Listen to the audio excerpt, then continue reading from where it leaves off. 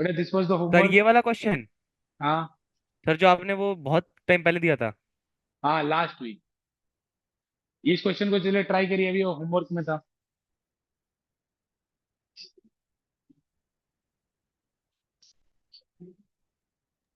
Sir ये मैंने कर रखा है, मेरे को एक मिनट दूसरी वाली नोटबुक लाने दो। हाँ चेक करिए बेटा, चेक करके मुझे बताइए।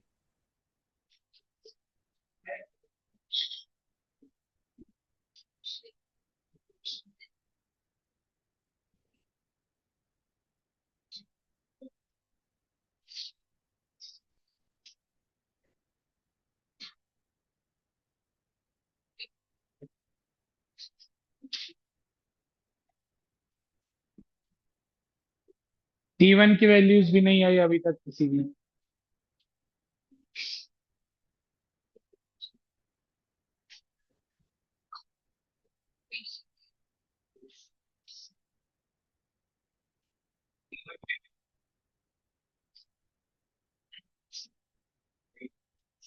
चलो 24 second sir left.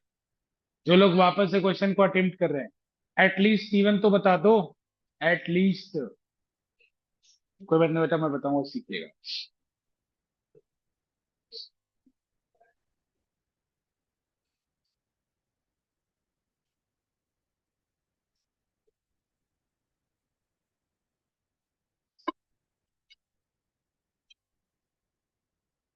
Time up.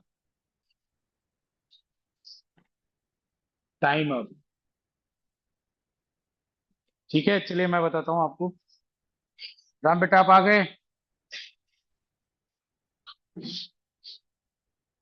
Sir मैं बेटा आ देखो। गया हूँ, मैं एक मिनट ढूंढ रहा हूँ, क्वेश्चन कर रखा है सर मैंने, याद है मेरे को। ठीक है ठीक है। चलिए तब तक मैं एफबीडी बनाता हूँ, बाकी लोग। देखो मैंने क्या बोला था। एफबीडी बनाना है, फ्री बॉडी डायग्राम बनाना है। फ्री बॉडी डायग्राम बनाने के लिए सबसे पहले आपको कॉस्ट डायग्राम बनाना है। तो सबसे पहले फ्री बॉडी डायग्राम बनाओ 5 kg का। 5 kg का फ्री बॉडी डायग्राम बनाओ। तो 5 kg का जब फ्री बॉडी डायग्राम बनाओगे, आराम से तसल्ली से 5 kg को यहाँ पॉइंट मान के रख दो, पॉइंट मास मान के रख दो। और यहाँ पे देखो फोर्स इसके ऊपर क्या लग रहा है। एक ग्रेविटी फोर्स नीचे की तरफ लगा रही है। कितना लगा रही है? 50 न्यूटन। 50 न्यूटन का फोर्स लगा रही है। बेटा ये रस्सी है, टेंशन। रस्सी क्या लगाती है? टेंशन। तो टेंशन T1 कितना लगाएगी? ऊपर की तरफ लगाएगी। तो इसके ऊपर T1 किधर लगेगा? ऊपर की तरफ T1 लगा। इसके अलावा कोई फोर्स नहीं है। एक ग्रेविटी लगा रही है और एक रस्सी लगा रहा है T1। अच्छा, इन दोनों के प्रेजेंस में ये ब्लॉक, ये पूरा का पूरा सिस्टम ही 2 मीटर पर सेकेंड स्क्वायर से ऊपर जा रहा है। तो ये वाला ब्लॉक भी कितने से ऊपर जा रहा होगा? 2 मीटर पर सेकेंड स्क्वायर से। बेटा ए की वैल्यू कितनी है? 2 मीटर पर सेकेंड स्क्वायर। तो मैंने क्या बताया था? Newton second law. Newton second law, F net equal to M A. तो वो कहता है जिधर ए होता है उधर एफ नेट होता है। बताओ ए किधर है? ऊपर, तो नेट फोर्स किधर होगा? ऊपर। तो T1 बड़ा कि 50? T1 बड़ा। तो नेट फोर्स कितना होगा? T1 - 50। जैसे अगर T1 70 होता, तो नेट फोर्स कितना होता? 70 - 50। तो T1 - 40, सॉरी 50। न्यूटन का सेकेंड लॉ कहता है कि F net should be equal to M into A. M कितना है? 5। ए कितना है? 2। पूरा का पूरा सिस्टम 2 से ऊपर जा रहा है। तो कितना होगा? T1 = 60 Newton. ये पहला पार्ट है। T1 = T2 निकालो। T2 कैलकुलेट करो, फटाफट नोट करो जिसको करना है, फिर T2 निकालो। जिसका आंसर आया हुआ मुझे बताओ T2 का, अगर किसी का आया हुआ तो।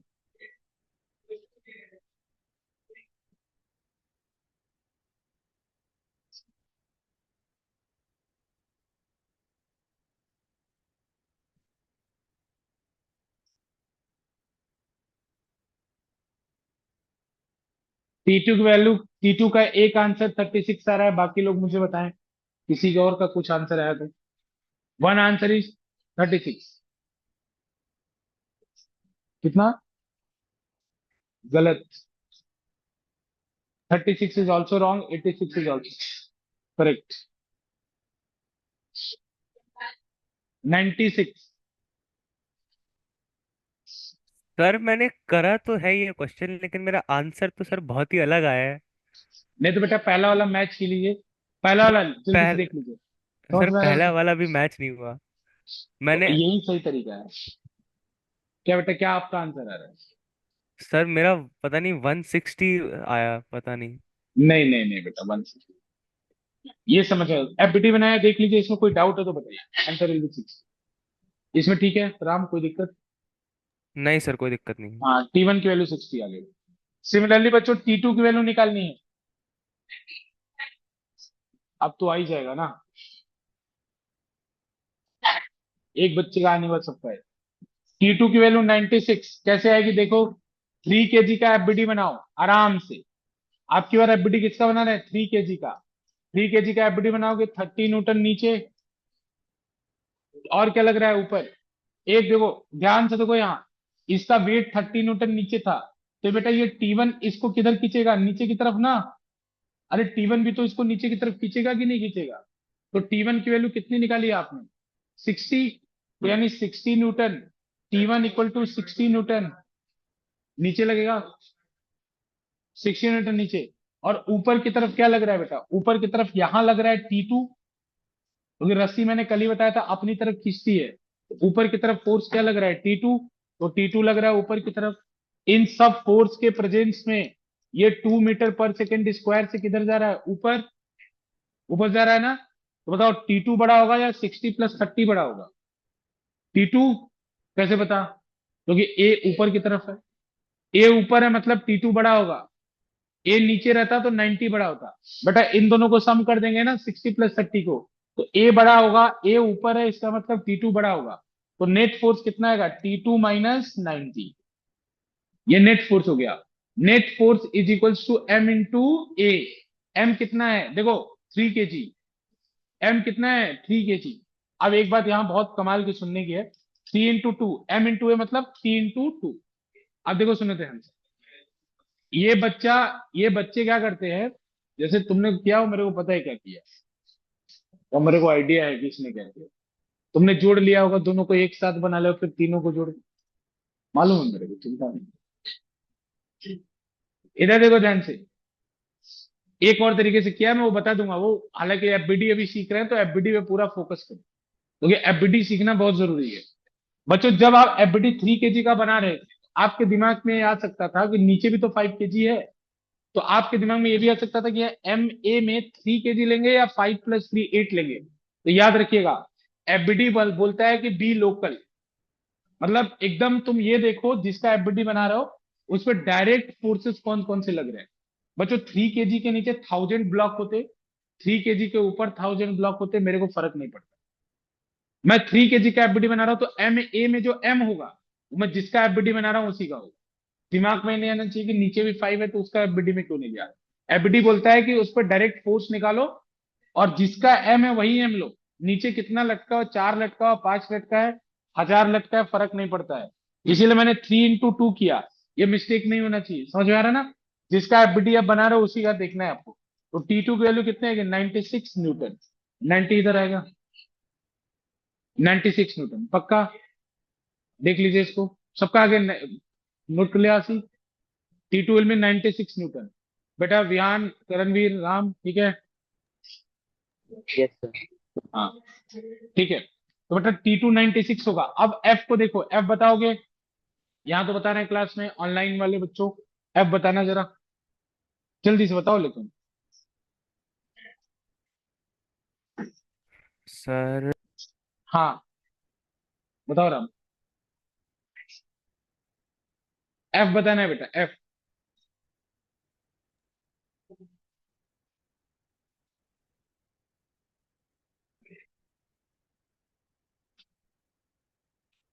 F आ गया?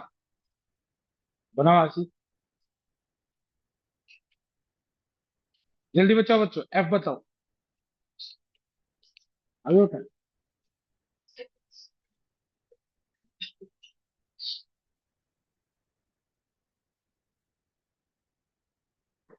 F निकालने के लिए 2 kg का एफबीडी बना दो।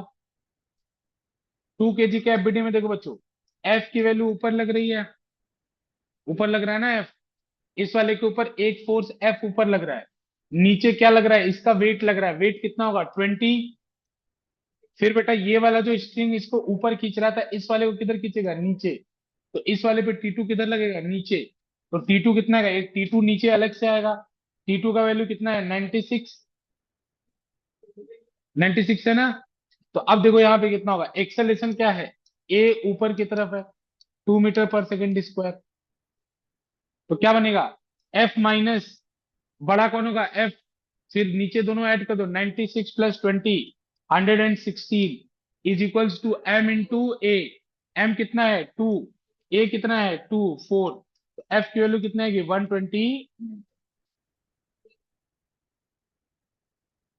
समझ में आ रहा ना, एफ की वैल्यू 120 मीटर। ठीक है सबको बेटा, क्लियर है, कोई दिक्कत नहीं, राम ठीक है, विहान।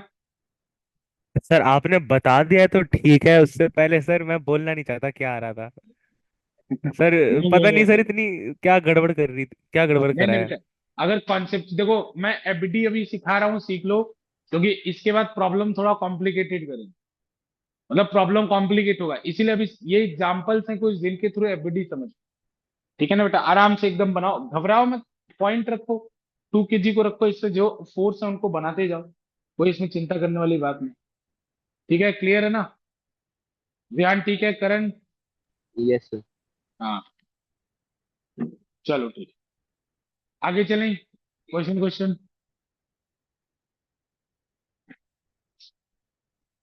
मैकेनिक्स का पोर्शन है, जितना क्वेश्चन नहीं, क्वेश्चन जितना कम करोगे उतना कम क्लैरिटी होगा। क्लैरिटी आपको ज्यादा रखने के लिए मैकेनिक्स का अगर थियरी पढ़ाया जाए तो थियरी बहुत जल्दी ओवर हो जाएगा। अगर मैं कल थियरी थियरी पढ़ाऊं, खत्म हो जाएगा ये सिलेबस, चैप्टर खत्म हो जाएगा, सिलेबस खत्म हो जाएगा, लेकिन उससे आपका कोई फायदा जीवन में नहीं है। जब तक आप इसके ऊपर ample amount of question teacher न कराए और स्टूडेंट खुद भी ना करे, तब तक ये पॉसिबल नहीं है इसको सीखना। ये सबसे हार्ड है, और सारे कॉम्पिटिटिव एग्जाम में रैंक डिसाइड करता है, ये बात याद रखना आप लोग। फिजिक्स की जो 11th के फिजिक्स की फर्स्ट बुक है, सारे कॉम्पिटिटिव एग्जाम में रैंक डिसाइड करती है। आप हो सकता है क्वालिफाई कर जाओ, लेकिन आप टॉप रैंक्स में आओगे कि नहीं, ये फर्स्ट बुक के ऊपर आपका कितना ग्रिप है वो डिसाइड करेगा, क्योंकि फर्स्ट बुक में मैकेनिक्स है। ठीक है ना, और मैकेनिक्स का प्रॉब्लम, थियरी तो आसान, लेकिन इसका प्रॉब्लम बहुत डिफिकल्ट होता है। ठीक है ना, तो एक और क्वेश्चन बच्चों। अच्छा, उसी क्वेश्चन को मैं थोड़ा सा चेंज करता हूँ, फिर मैं उसी क्वेश्चन को पूछता हूँ। मैंने उल्टा कर दिया, 2 kg ऐसे रखा था क्या, चलो 5 ऊपर ले, ऊपर 5 kg ले लो, फिर 3 kg ले लो, फिर 2 kg ले लो, और फिर से सेम क्वेश्चन, एफ की वैल्यू, टी की वैल्यू, T1 की वैल्यू और T2 की वैल्यू निकालनी है। और ये का पूरा system G equal to 2 metre पर सेकेंड से ऊपर की ओर जा रहा है, या 4 ले लो, 4 मीटर पर सेकेंड से नीचे की ओर जा रहा है, चलो ऊपर हटा दो, नीचे की ओर जा रहा है। हाँ, T1 T2 और F निकालना है। क्यों, ऐसा क्यों जाएगा, ग्रेविटी ज्यादा होगा। ये बोल रहा है कि सर एफ आपने नीचे क्यों नहीं लगाया, क्यों नहीं लगाया, अरे नीचे भी तो एक फोर्स है, ग्रेविटी। हो सकता है एफ की वैल्यू कम हो, ग्रेविटी जितनी ताकतवर हो कि इसको नीचे खींच रही है। बच्चों, पिछले क्वेश्चन को करने का और भी तरीका है, लेकिन मैं जानबूझ के नहीं बता रहा हूं, क्योंकि अगर वो बताऊंगा फिर वो तरीका केवल एक दो चीजों में काम आएगा, एफबीडी हर जगह काम आएगा। T1 कितना आएगा,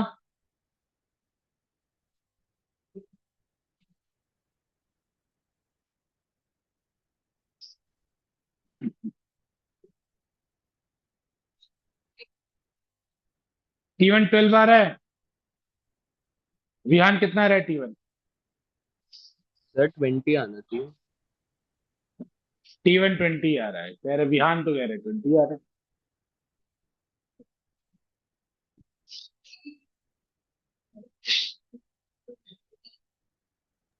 सर इसमें एक्सेलरेशन 0 हो जाएगी क्योंकि यूनिफॉर्म। ठीक है बेटा, करने दो करने दो।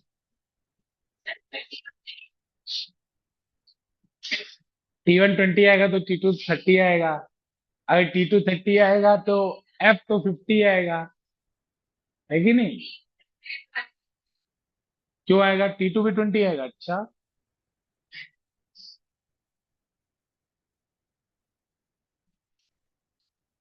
कितना का आ रहे हैं जल्दी बताओ।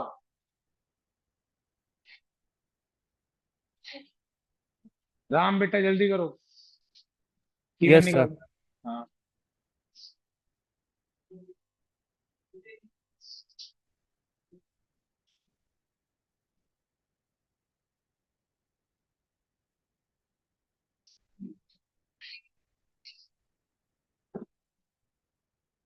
T230 आएगा, हाँ।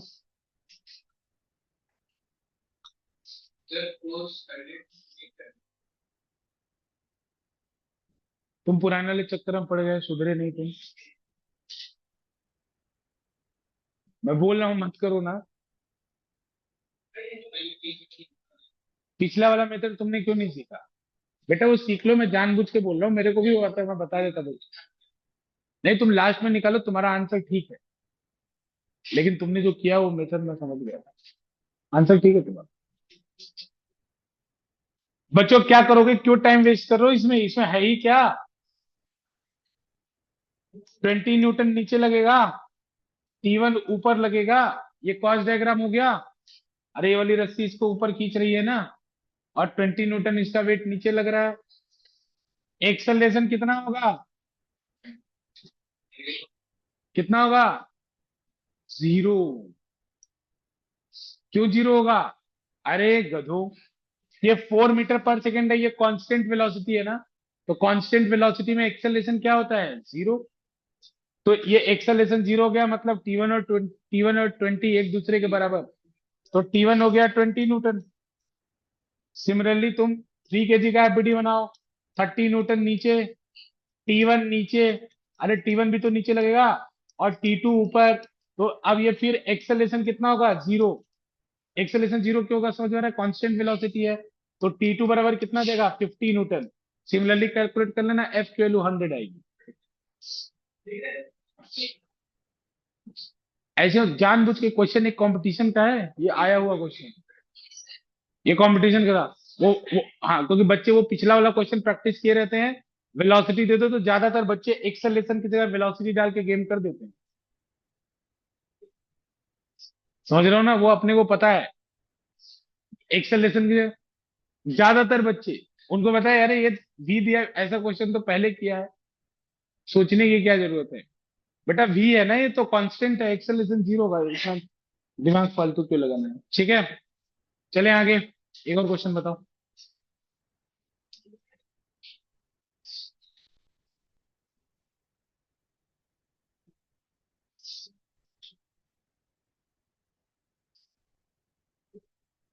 ये एक 5 kg का ब्लॉक है, ये एक 3 kg का ब्लॉक है। इन दोनों पर 32 न्यूटन का फोर्स लग रहा है। और ये जो सरफेस है, ये जो सरफेस है वो स्मूथ है। स्मूथ है मतलब फ्रिक्शन कंसीडर नहीं करना है। तो फाइंड द रिएक्शन फोर्स, या find the contact force between the two block. करा दिया है क्या? करा दिया है क्या? विहान, राम, करा दिया है? नहीं सर। यस सर, अभी कर रहा हाँ, सर कर। कराया नहीं है ना ये क्लास में? नहीं हूँ। कराया नो चलो सर, कोई ये नहीं। करा है। हाँ हाँ ठीक है, ठीक है ना। कौन सा क्वेश्चन है बताओ? कौन? ये अलग है, हाँ। Find the contact force between the two block. मैं जब नॉर्मल के बारे में बता रहा था तो इसके बारे में बताया था मैंने। अरे ये ऐसे जा रहा है और सीधे जा रहा है ये। Find the contact force between the two block. बच्चों अपने दिमाग का डेवलपमेंट नहीं करोगे तो आप पीछे रह जाओगे जीवन में, याद रखना ये बात को। इन सब चीजों में अपना खुद का दिमाग डेवलप होना चाहिए। इसमें टीचर्स के सिखाने से नहीं आता है। अपने दिमाग से स्ट्रगल करके कुछ चीज सीखो, तो तुम्हारा न्यूरॉन्स डेवलप होगा कि क्वेश्चन को कैसे अप्रोच करना है। मैं बता दूंगा तुरंत आ जाएगा। दोनों साथ में जाएंगे, ये बात तो कंफर्म है। अब तुम्हें निकालना है कि इन दोनों के बीच में कितना फोर्स है। तो आराम से एफबीडी जैसी कुछ चीज होती है उसको करो। 3 kg का एफबीडी बनाओ, 5 kg का एफबीडी बनाओ, आपने खुद करो, स्ट्रगल करो।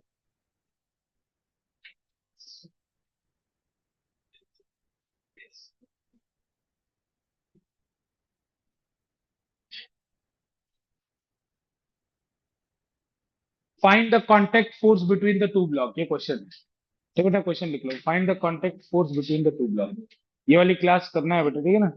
नीट एस्पायरेंट का सबसे डिफिकल्ट पोर्शन है ये जो अभी चल रहा है 11, इसलिए इसको हाँ, find the contact force between the two block, इसलिए 11th की क्लास रेगुलर रहना, सबसे डिफिकल्ट पोर्शन।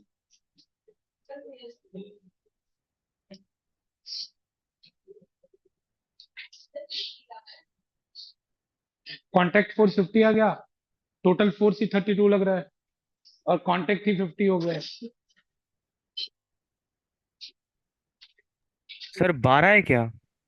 करेक्ट बेटा, वेरी गुड सर राम। 12 ही है? हाँ हाँ करेक्ट, वेरी गुड बेटा। अपना काम कर लो चुपचाप शांति से। नहीं नहीं नहीं, अपना आंसर बताओ, राम का कितना रहा तुम्हें क्या जाना। हाँ, वेरी गुड बेटा।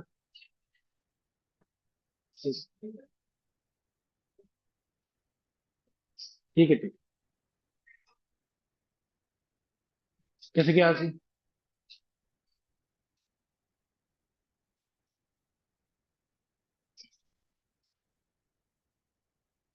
हाँ ठीक है, चलो देखो। 12 है लेकिन थोड़ा जुगाड़ है, लेकिन मेरे को लग रहा है कि गलत है। जुगाड़ से आंसर आया है, आशी का आंसर तो जुगाड़ से है। अब मैं राम का तो देख नहीं सकता, लेकिन फिर भी 12 जे बोल रहे हैं तो सही है, लेकिन आशी का मेरे को जुगाड़ लग रहा है थोड़ा सा। आइए इधर देखते हैं, ये कॉम्पिटिटिव एग्जाम का सबसे डिफिकल्ट पोर्शन ये सब है, इधर ध्यान दो।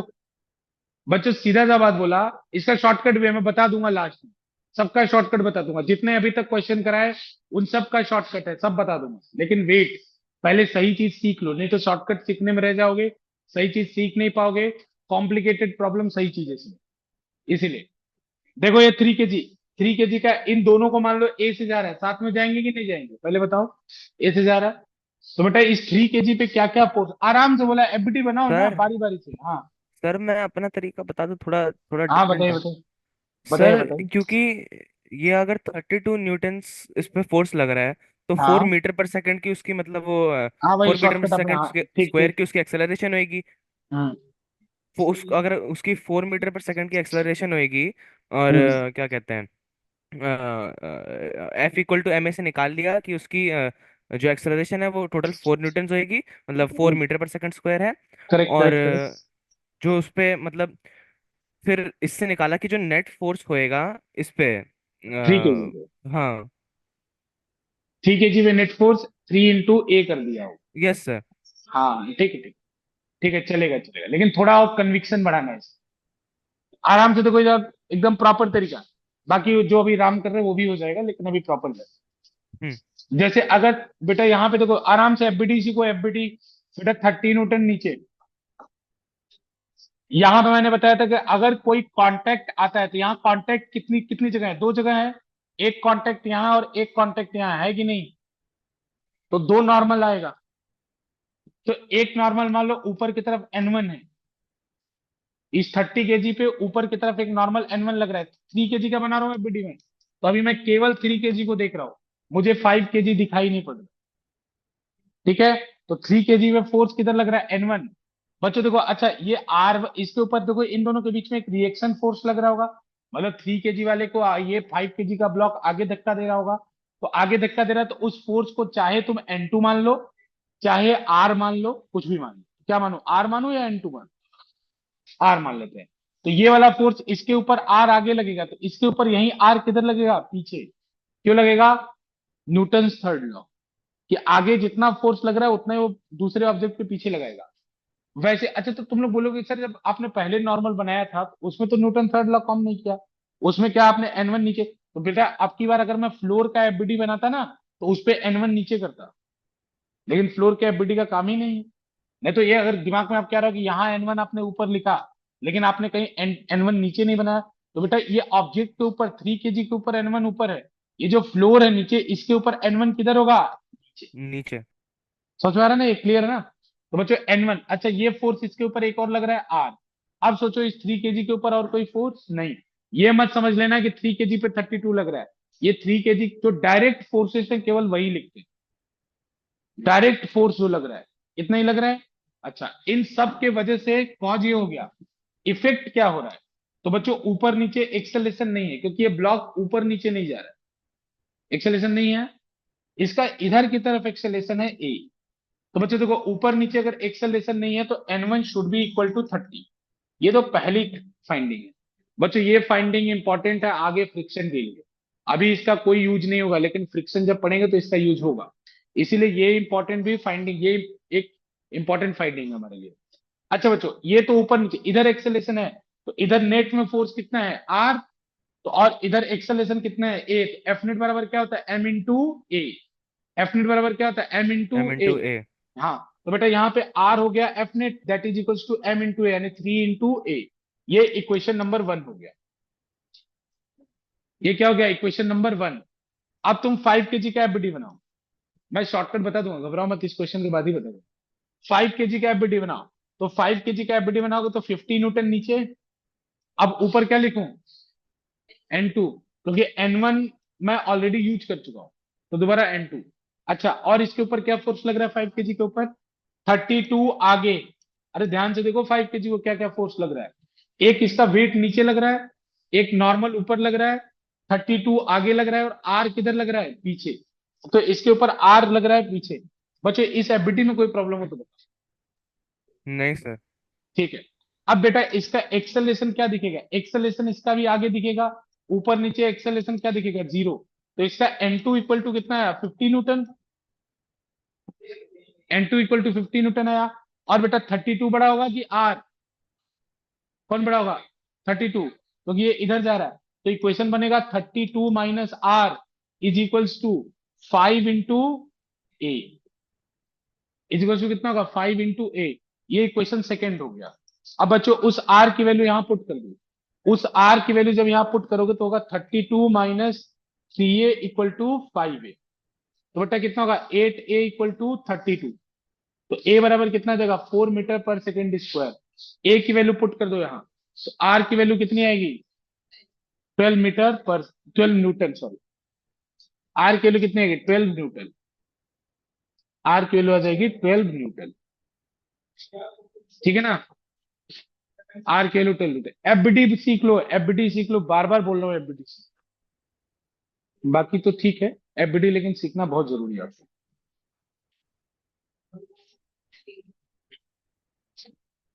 एफबीडी सीख लो, ठीक है ना, जल्दी से नोट करो उसको।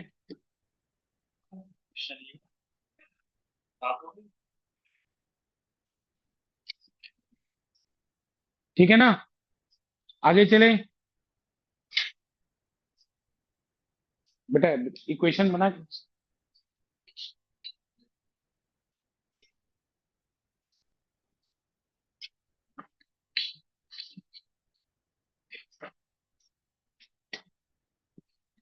ठीक है बेटा, तो वो इसके बाद वो वाला इक्वेशन बना है,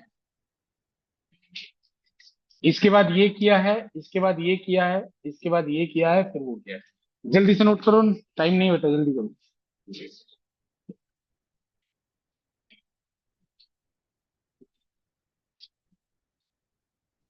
ठीक है, जल्दी से कर लो।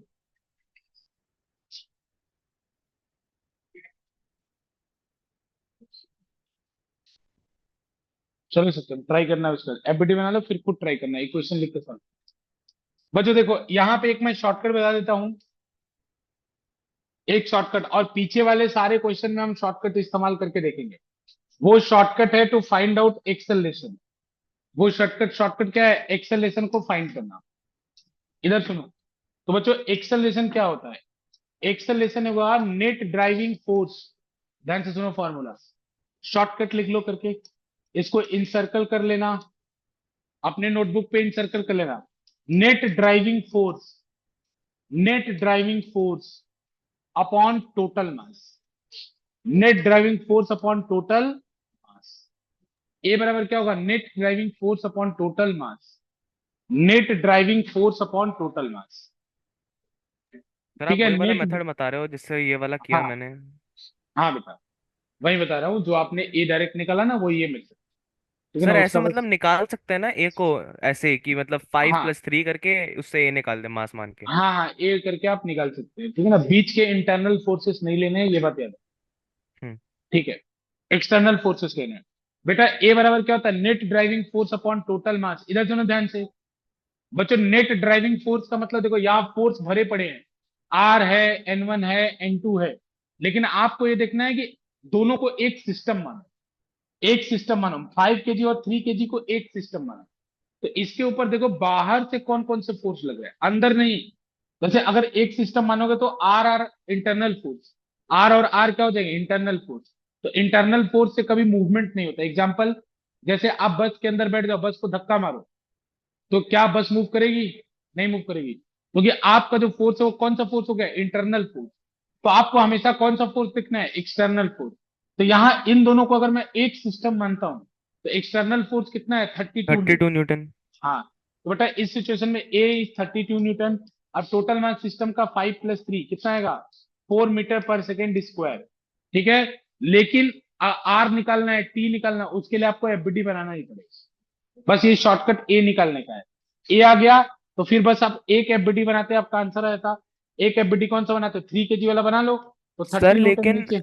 हाँ सर सही। हमारे पास इसका ए आ गया, तो फिर हाँ हम हाँ सेपरेटली अगर उन दोनों का निकालें और फिर हाँ उसका मतलब उसको माइनस कर दे, तो फिर हमारे पास आ जाएगा कितना फोर्स लग रहा है उन दोनों के बीच में। हाँ हाँ बेटा वही बता रहा हूँ कि जैसे अगर आप एफबीडी किसी भी एक का आप एफबीडी बना लीजिए, अब आपको पूरा पिछले वाला प्रोसेस करने की जरूरत नहीं है। आप किसी एक का एफबीडी बना लीजिए, तो आर बराबर कितना होगा, ए की वैल्यू है 4 मीटर पर सेकेंड स्क्वायर। तो आर बराबर डायरेक्ट हो जाएगा आर इक्वल टू 3 × 4, डायरेक्ट हो जाएगा 12 मीटर पर 12 न्यूटन। आर बराबर कितना हो जाएगा, 12 मीटर। समझ में आ रहा है कि नहीं आ रहा है, डायरेक्ट आपको ये कर लेना है बेटा। मतलब एक का एफबीडी बनाते ही आपको आंसर आ जाएगा, मतलब आपको दोनों एफबीडी बना के सॉल्व नहीं करना, ये फायदा है इसका। ठीक है ना, डायरेक्ट इस 3 kg का एफबीडी बना के आंसर। ठीक है, सॉर्टेड। चलो इसी को बताता हूँ पिछले क्वेश्चन से करने का। पिछले क्वेश्चन में एक क्वेश्चन दिया था, याद करो, सबसे पहला क्वेश्चन क्लास के स्टार्टिंग में। यहां मैंने 6 kg दिया था, नोटबुक चेंज करो, देखो पेजेस को। यहाँ पे कितना दिया था, 4 kg। तो बच्चों जब कोई टीचर क्वेश्चन देता है तो उसको पहले उसका आंसर पता होता है, एक्सेलेशन, और जानबूझ के वो डेटा ऐसा देता है जिससे एक्सेलेशन सही है। तो यहाँ देखो ध्यान से, नेट ड्राइविंग फोर्स कितना है। तो बच्चों देखो यहाँ पे 60 न्यूटन नीचे, अरे mg 60 न्यूटन नीचे, यहाँ पे 40 न्यूटन नीचे। ऊपर टेंशन है, लेकिन जब पूरे को एक सिस्टम मानूंगा तो tension is a internal force. तब टेंशन कौन सा फोर्स हो जाएगा, इंटरनल फोर्स, क्योंकि दोनों पे लग रहा है। तो अगर दोनों को एक सिस्टम माना जाएगा तो टेंशन इंटरनल फोर्स हो जाएगा। इसीलिए बोलता हूं टेंशन नहीं लेना, इस वाले केस में टेंशन नहीं लेना है। तो बताओ, अगर एक आपका एक लोग इधर से 60 से खींच रहे हैं और एक लोग इधर से 40 से खींच रहे हैं, तो कौन ज्यादा ताकतवर होगा, 60 वाला। 60। तो नेट फोर्स कितना बचा, नेट ड्राइविंग फोर्स कितना बचा, 60 - 40। 40। यहाँ से नेट ड्राइविंग फोर्स 60 - 40, तो बेटा नेट ड्राइविंग फोर्स बचा 20। और टोटल मास सिस्टम का कितना है, 6 + 4 10, तो 10। तो एक्सेलेरेशन का वैल्यू कितना है, 2 मीटर पर सेकेंड स्क्वायर। चेक कर लो आंसर, 2 मीटर पर सेकेंड स्क्वायर है। इसी कॉन्सेप्ट का एप्लीकेशन, अरे जहां पे किया वहीं पे लिख सकते हो तुम, जहां पे लिखे हो ना नोटबुक में उसी में साइड में कर लो। दूसरा क्वेश्चन दिया था यहाँ पे, इधर कितना कितना मास कट का था, इधर 4, इधर कितना था, इधर 6 था, इधर कितना था बेटा, 4 था, 2 था, 4। नहीं नहीं, वो दूसरा, इससे पहले वाला क्वेश्चन बताओ, 4 kg था ना। इधर ध्यान से देखो, अरे सीखो, ये अभी आ गया नहीं, हर प्रॉब्लम में लगाना कैसे लगेगा वो उसको देखो ध्यान से, जो शॉर्टकट सीखा है। इधर ध्यान दो, इसमें नेट ड्राइविंग फोर्स कितना है, तो 60 इधर से खींच रहा है, अच्छा, और 40 किधर लग रहा है, 40 इधर लग रहा है, तो नेट ड्राइविंग फोर्स कितना होगा, नेट ड्राइविंग फोर्स कितना होगा,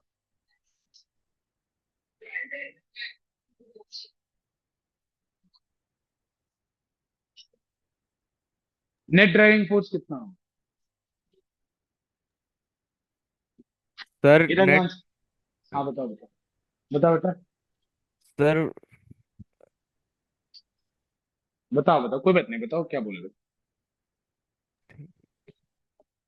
इधर ध्यान दो बच्चों, एक बात ध्यान, इसलिए बोला कि अभी पूरा नहीं हुआ काम, ध्यान से सीखना है, नहीं तो सर नया इसमें क्वेश्चन 60 आएगा फिर मीटर फंस नहीं जाओ। होगा सर नेट हाँ, ड्राइविंग। करेक्ट करेक्ट यार। देखो इधर ध्यान से, कॉन्सेप्चुअल क्लैरिटी, कि बेटा मोशन कैसे हो रहा है, ऐसे हो रहा है, इधर इस तरह से हो रहा है, और इधर ऐसे हो रहा है। तो जब ऊपर फोर्सेस देखोगे तो ये वाले फोर्सेस से मतलब है मुझे, और नीचे देखोगे तो ये वाले फोर्सेस से मतलब है। लेकिन ये जो 40 और एन लग रहा है वो ऐसे ऐसे लग रहा है, उससे मुझे मतलब नहीं है। मोशन अगर ऐसे हो रहा है तो इस डायरेक्शन में कौन सा फोर्स है उसको देखो, और इस डायरेक्शन में कौन सा फोर्स है उसको देखो। तो इस डायरेक्शन में एक्सटर्नल फोर्स एक सर 60 न्यूटन है, 6 mg। मीटर पर सेकंड स्क्वायर होएगा। हाँ, एक्सटर्नल फोर्स कितना है, करेक्ट, एक्सटर्नल फोर्स कितना है 60, और इधर एक्सटर्नल फोर्स कोई नहीं है ही नहीं। अरे क्यों 40 क्यों होगा, अरे एक्सटर्नल फोर्स 40 इधर क्यों होगा, बेटा 40 तो नीचे लग रहा है, तो क्या मेरे मोशन के डायरेक्शन में है क्या ये, उससे 90 डिग्री पे, मुझे लेना ही नहीं है उसको।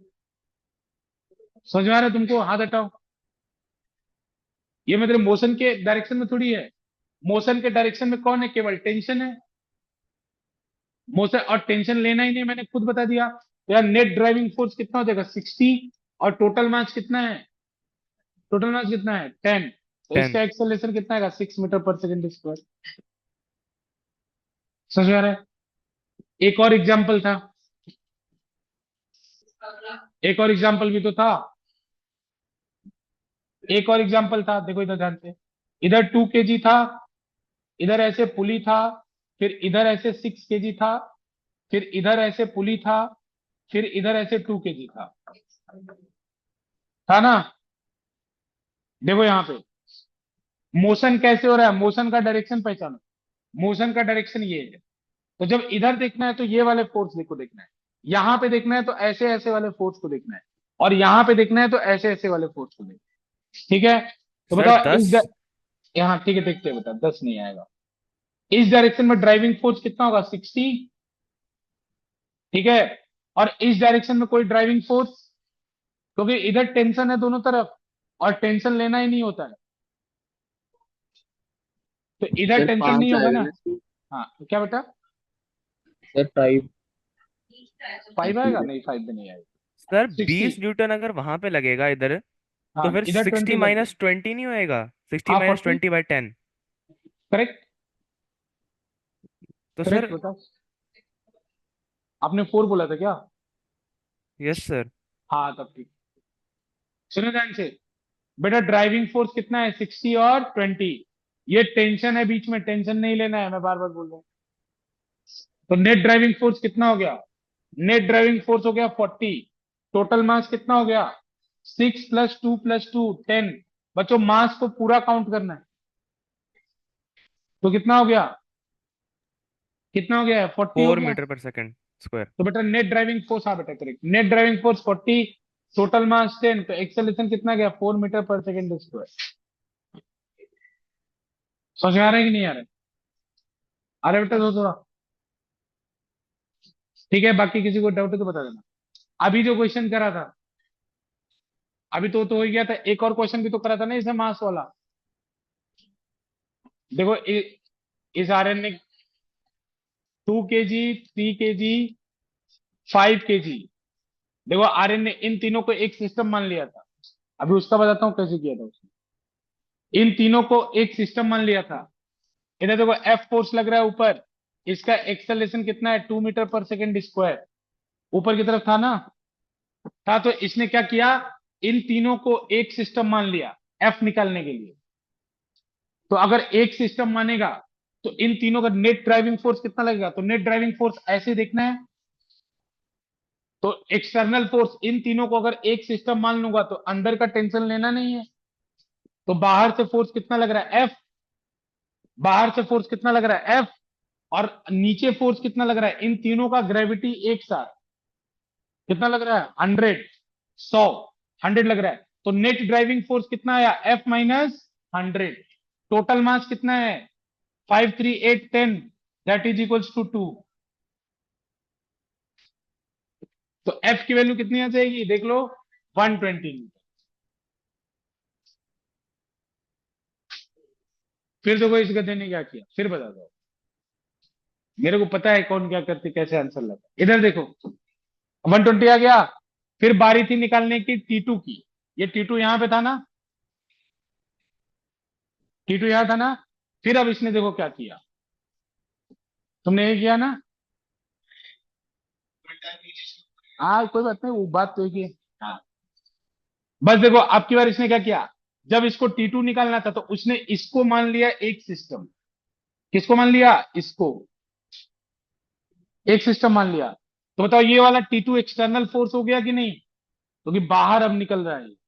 इंटरनल अंदर का मैटर नहीं रहा है, ये एक्सटर्नल हो गया। तो अब बताओ अगर ये दोनों की बात करो तो इसका नीचे की तरफ फोर्स कितना लग रहा है, 30 + 50, तो कितना लगेगा 80। और ऊपर की फोर्स कितना लग रहा है T2। तो नेट ड्राइविंग फोर्स कितना हो गया, T2 - 80 अपॉन टोटल मास। लेकिन इन्हीं दोनों का मास लोगे तुम, कितना आएगा, कितना आएगा टोटल 80। मास, 8। बेटा 8 आएगा ना, अच्छा हाँ मास 8, मास। सॉरी सर गलती से 80 हाँ बोल दिया। हाँ। तो ये 2, इसका एक्सेलरेशन कितना है 2, इसका भी एक्सेलरेशन 2 है। तो F - 80 = 16। तो F की वैल्यू कितनी आएगी, 96 न्यूटन। हाँ सॉरी सॉरी, T2 की वैल्यू, T2 की वैल्यू कितनी आ जाएगी, T2 - 80 = 16। तो T2 की वैल्यू आ जाएगी 96 न्यूटन। समझ रहे हो ना, ये करना। लेकिन बच्चों इन सब का मूल बात मैं बताता हूँ आपको, सब करो, सब शॉर्टकट लगाओ, लेकिन एफबीडी को कभी मत भूलो। नहीं तो जहां प्रॉब्लम कॉम्प्लिकेटेड होगा तुम हाथ खड़े कर दो, एफबीडी ही बचाएगा। ये मतलब वो सेवियर है अल्टीमेट, वही बचाता है।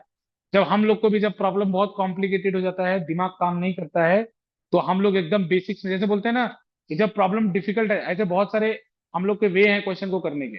लेकिन जब प्रॉब्लम डिफिकल्ट आ जाए तो फिर एफबीडी से सोचना चाहिए, ठीक है ना, उससे चीजें आसान होती है। तो इसीलिए सब सीखो, सब करो, लेकिन साथ में चीजों को एफबीडी वगैरह को ध्यान दो। सर क्लियर इतना इसमें। सर हाँ, इतना हमने एफबीडी एफबीडी बोला, मैं उसका फुल फॉर्म ही भूल गया सर। Free body diagram. अच्छा एफबीडी हाँ। का फुल फॉर्म क्या है, free body diagram. Free body diagram. बच्चों देखो, घबरा तो नहीं रहे हो, आराम से, कोई दिक्कत तो नहीं किसी को, समझ सर में आ कोई रहा है ना। दिक्कत नहीं, यस हाँ। सर। इसमें देखो थोड़ा सा मैं, कुछ कुछ चीजें ऐसी भी हो सकती है जो सिलेबस में, आपके स्कूल के सिलेबस में हटा दिया हो। लेकिन बच्चों मैं इतना जरूर बोलना चाहता हूँ कि सिलेबस से बहुत डिसअपॉइंटमेंट है, क्योंकि जैसे कुछ जगह पे एफबीडी नहीं पढ़ा रहे हैं, लेकिन बिना एफबीडी के न्यूटन्स लॉज ऑफ मोशन का कोई मतलब नहीं है। मैं आपको सच बात बता रहा हूँ, फैक्चुअल बात बता रहा हूँ।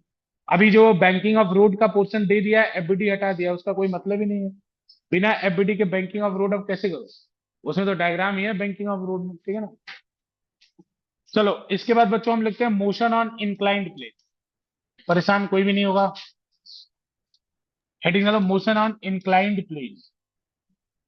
Motion on inclined plane. देखो थोड़ा सा अच्छे से पढ़ो, 11th एक इंपॉर्टेंट क्लास है। मोशन ऑन इंक्लाइंड प्लेन, ठीक है। Motion on inclined plane, motion on inclined plane, इधर ध्यान दो ध्यान से। इसका फ्रिक्शन पढ़ाएंगे, लेकिन इसको थोड़ा सा ध्यान से। मोशन ऑन इंक्लाइंड प्लेन, बच्चों जैसे ये इंक्लाइंड प्लेन है, ठीक है, ये थीटा एंगल है। यहां पे अगर किसी ऑब्जेक्ट को छोड़ोगे तो वो नीचे की तरफ स्लिप करेगा, अगर फ्रिक्शन नहीं है तो। पक्का आएगा कि नहीं नीचे, सर आएगा। पक्का आएगा, क्योंकि स्मूथ पक्का है, सर। फ्रिक्शन नहीं है, तो ये तो नीचे आएगा। तो बच्चों ये नीचे क्यों आ रहा है, उसी चीज को हम लोग को देखना सर ग्रेविटी की वजह से। है। हाँ, तो ग्रेविटी का कौन सा कंपोनेंट इसको नीचे ला रहा है वो हम सर हाँ, हॉरिजॉन्टल वाला, उसकी वैल्यू क्या होगी, इधर ध्यान से। इस ब्लॉक के ऊपर इसका मास मान लो m है, इसके ऊपर क्या क्या फोर्स लग रहा है हमें देखना है।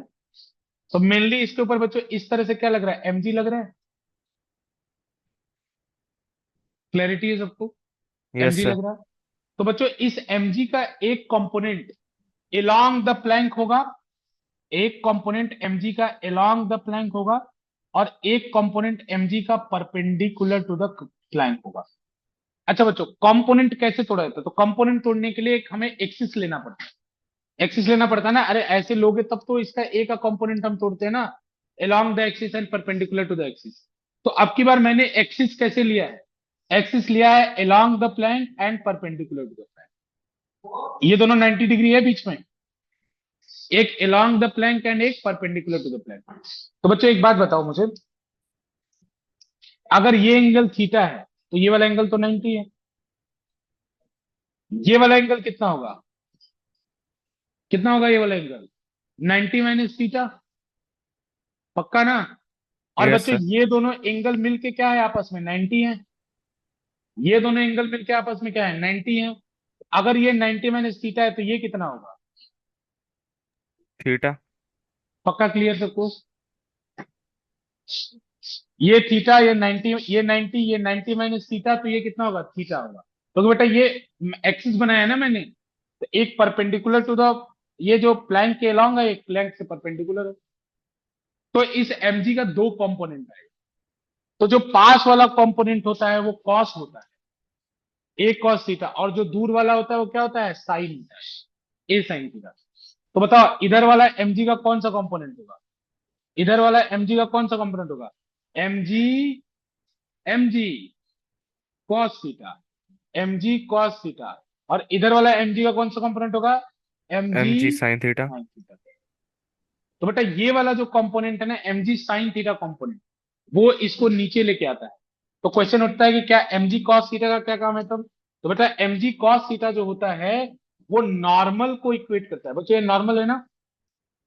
यहाँ पे ये नॉर्मल है ना? नॉर्मल लगेगा कि नहीं? तो यहाँ पे नॉर्मल कैसे लगेगा? Perpendicular to the surface. तो ये नॉर्मल को क्या करता है? इक्वेट करता है। इस सिचुएशन में अगर ये ऑब्जेक्ट प्लैंक पे ऊपर नीचे नहीं जा रहा है, ऐसे ऐसे नहीं जा रहा है, तो इसका मतलब normal will be equal to mg cos theta. और ये mg sin थीटा की वजह से ये नीचे आएगा। बच्चों आप थीटा बढ़ाते हो तो sin थीटा बढ़ता है 0 to 90 में। पता है ना, 0 to 90 में sin theta is a increasing function. Increasing function का मतलब थीटा बढ़ाओगे साइन थीटा बढ़ता है। तो जैसे जैसे प्लैंक का एंगल बढ़ाते जाओ, वो ब्लॉक उतना तेजी से नीचे गिरेगा, क्योंकि उतना ज्यादा mg साइन थीटा हो। ठीक है ना? इसको नोट कर लो, बना लो, फिर हम लोग क्वेश्चन करते हैं इसके ऊपर। जल्दी से बनाओ, जल्दी बनाओ, जल्दी जल्दी, टाइम वेस्ट मत करो बच्चों। सर एक बार या फिर से बता समझा दोगे वो एम जी कॉस थीटा का कैसे बेटा देखो, यूज हो? हाँ, अच्छा वो डायग्राम समझ में आ गया बेटा आपको? Yes sir. हाँ ये डायग्राम समझ में आ गया तो देखो बेटा, इसका एक कंपोनेंट इधर की तरफ आएगा परपेंडिकुलर टू द प्लैंक, वो क्या है? mg cos theta. और हम्म। एक कंपोनेंट अलोंग द प्लैंक आएगा mg sin M G theta. Sine theta. तो बेटा ये mg cos थीटा और ये नॉर्मल एक दूसरे को कैंसिल करेंगे हर बार, क्योंकि ये जो ब्लॉक है वो इस तरह से मोशन नहीं करेगा। जब प्लैंक पे जब बेटा स्लिप करेगा तो ऐसे ही तो करेगा ना स्लिप, अच्छा। वो ऐसे तो नहीं जाएगा। तो इसका जब एफबीडी हम्म। बनाएंगे तो इसका एफबीडी ऐसे बनेगा बेटा, टेढ़ा बनेगा। तो इसके एफबीडी में कहेंगे कि ऊपर नीचे फोर्स जीरो है, एक्सेलेशन जीरो है, और इधर की तरफ एक्सेलेशन है। तो ऊपर नीचे एक्सेलेशन जीरो है, तो इसका मतलब ऊपर नीचे वाले फोर्स क्या होने चाहिए? बराबर। तो ऊपर फोर्स है एन, नीचे फोर्स है mg cos एन। थीटा, दो दैट शुड बी इक्वल, और इधर फोर्स है mg sin थीटा। तो n should be equal to mg cos theta. जब प्लैंक के लिए एफबीडी बनाते हैं तो तिरछा बनाते हैं। बच्चे जब प्लैंक के लिए एफबीडी बनाएंगे तो ऐसे वाला एफबीडी नहीं बनेगा, ये वाला नहीं बनेगा। हमें दो परपेंडिकुलर एक्सिस लेना है, तो ऐसे लेंगे, along the plank and perpendicular to the plank. ठीक है ना? तो along द प्लैंक, ये परपेंडिकुलर टू द प्लैंक में कोई एक्सेलेरेशन नहीं है, इसका मतलब n equal to mg cos theta. और along द प्लैंक एक्सेलेरेशन होगा तो बता सकते हो तुम कितना होगा? कितना होगा इस सिचुएशन में? नेट फोर्स कितना लग रहा है? ए की वैल्यू क्या होगी अगर मैं अभी छोड़ दूं? एफ नेट कितना होगा? एफ नेट होगा mg sin theta. F net बराबर m इंटू ए। तो mg अगर इस सिचुएशन में mg sin theta net force है इधर की तरफ, और इधर की तरफ एक्सेलेरेशन है ए, एफ नेट बराबर क्या होता है? M A. तो एम इंटू ए, तो ए एम से एम कैंसिल हो जाएगा, ए की वैल्यू कितनी आएगी? G sine theta. लेकिन ये याद रखने को मैं मना कर रहा हूं, क्योंकि कभी भी एम अकेला ऐसे गिरे बहुत मुश्किल है, इसलिए मैं ये याद रखने में ज्यादा विश्वास नहीं रखता। इस बात पे ज्यादा विश्वास रखता हूँ कि आप ये याद रखें कि along द प्लैंक जो कंपोनेंट है mg sin थीटा है, और परपेंडिकुलर टू प्लैंक जो कंपोनेंट है वो mg cos थीटा। इस बात को आप ज्यादा ध्यान रखें। इन केस के अब अकेला ब्लॉक है तो ठीक है, A equal to G sine theta आएगा, लेकिन हर बार आएगा ऐसे जरूर। पक्का क्लियर? Yes sir. आइए एक क्वेश्चन करते हैं।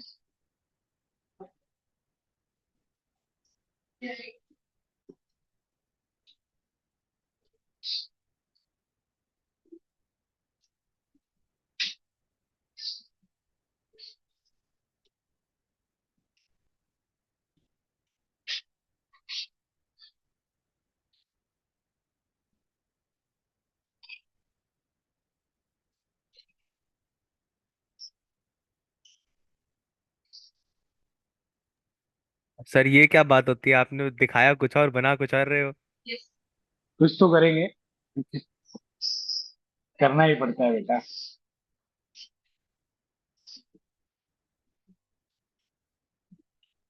रुक जाओ, डेटा चेंज करो।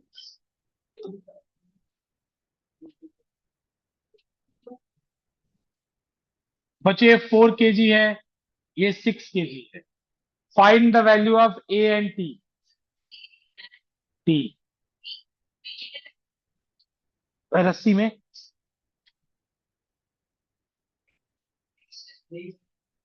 Find the value of A and T.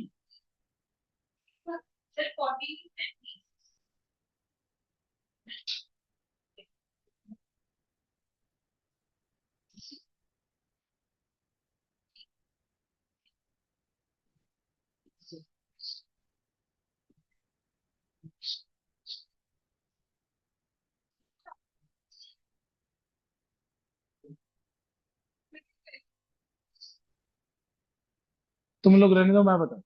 बना लिए? हाँ, एफबीडी ऐसा ड्राइंग, उस वाले की एफबीडी ऐसे बनाओ, इस वाले की सीधा। अगर एफबीडी से कर रहे हो, शॉर्टकट करना चाहते हो शॉर्टकट कर लो। मैं दोनों से बता दूंगा, जैसे तुम्हारी इच्छा।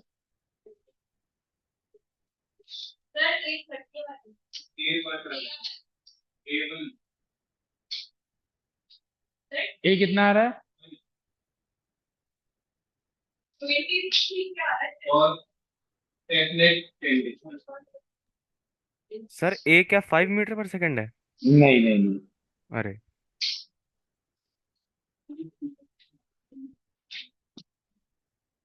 एक पूछो।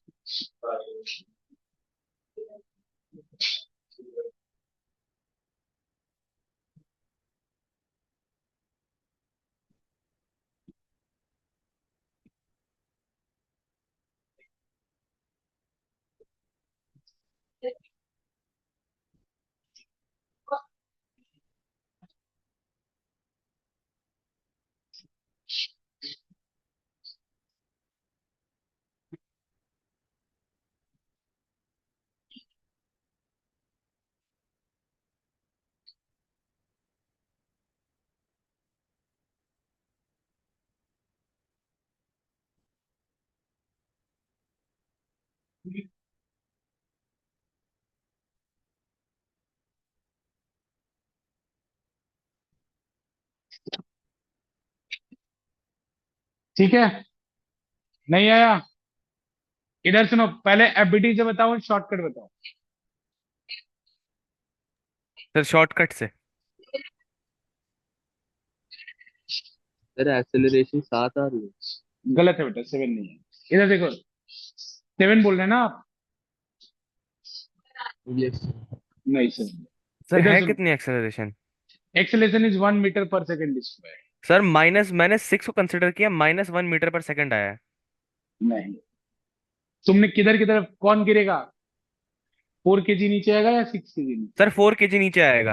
हाँ, देखो ध्यान से, इधर shortcut shortcut shortcut sir shortcut. मैंने करा है सर, -1 मीटर पर सेकंड आया, मैंने 6 की डायरेक्शन को लिया है वो पॉजिटिव में। कोई बात नहीं, अगर आपने एफबीडी में करा है दैट इज करेक्ट।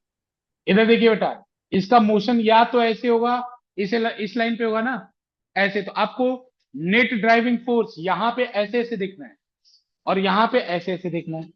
देखना है ना? अभी हमको ये भी पता नहीं है किधर जाएगा, तो कोई बात नहीं, देख लो। यहाँ नेट ड्राइविंग फोर्स कितना है? 40। कोई डाउट बताओ, यहाँ नेट ड्राइविंग फोर्स कितना है? 40।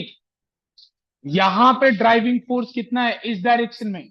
Sir 6 mg। इंटू हाँ, सर हाँ, 6 6 into into 10 ten into into sine sine theta. Theta, sine sine 30। 30। कितना साइन 30? 1/2। 1/2। कितना है? 30 न्यूटन। तो बताओ, इधर खींच रहा है 30 से और इधर खींच रहा है 40 से, कौन ताकतवर होगा? 40 वाला। 40। तो नेट ड्राइविंग फोर्स कितना होगा? 40 - 30। टोटल मास कितना है? 6 + 4। तो 10/10, 1 मीटर पर सेकेंड स्क्वायर। टी निकालना है, टी निकाल दो। एफबीडी बना दो, टी टी के लिए एफबीडी बनाना ही पड़ेगा। 4 kg का बना दो। टी ऊपर, 40 नीचे। एक्सेलरेशन किधर की तरफ है? नीचे की तरफ 40 बड़ा है, ए 1 है, तो कितना होगा 40 minus T is equals to 4 into 1। तो टी बराबर कितना आएगा 36 आंसर।